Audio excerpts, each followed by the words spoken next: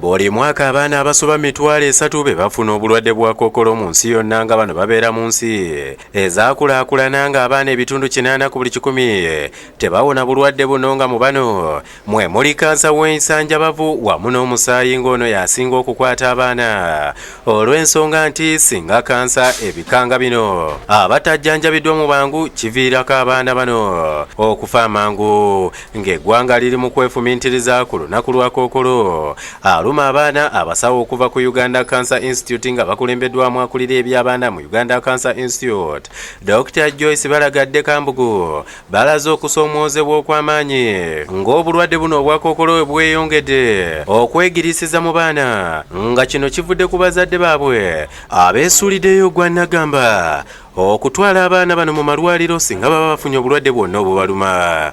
Obulwadde buno obwa kansa bujjanjabibwa ebbanga gwanvu nnyo ddala oluusi emyaka 2 oba 3 mu bikebemu ebya leukemia.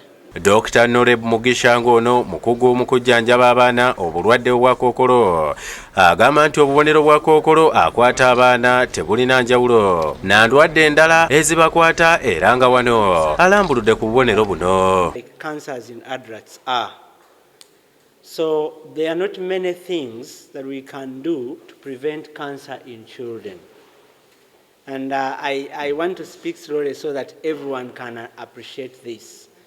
You know, we tell adults, you know, don't smoke, don't... Wano wasabidde abantu bonna okumanya engeri obulwadde buno obwa Kkokoolo gye bukwatamu abaana. Dr. Mugisha wano wasinzidde okugumya abazadde nga Kkokoolo mu baana wasobola okujjanjabibwa n'awona mu bwangu singa aba azuuliddwa nga bukyali. You need to know that cancers in children are much easier to treat than cancers in adults.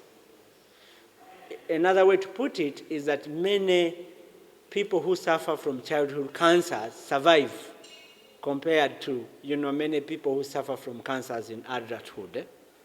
And that's why the theme this year is, it is through our hands that we can achieve better survival of children who suffer from cancer. Akubiriza abazadde bonna okwongera okutwala abaana baabwe mu basawo abakugu basobole okwongera okubakebera nga baakazaalibwa.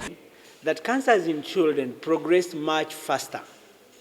What I mean is that if you have a 50-year-old man develop cancer today and a 5-year-old boy develop cancer today, the child is going to die before the man if nothing is done.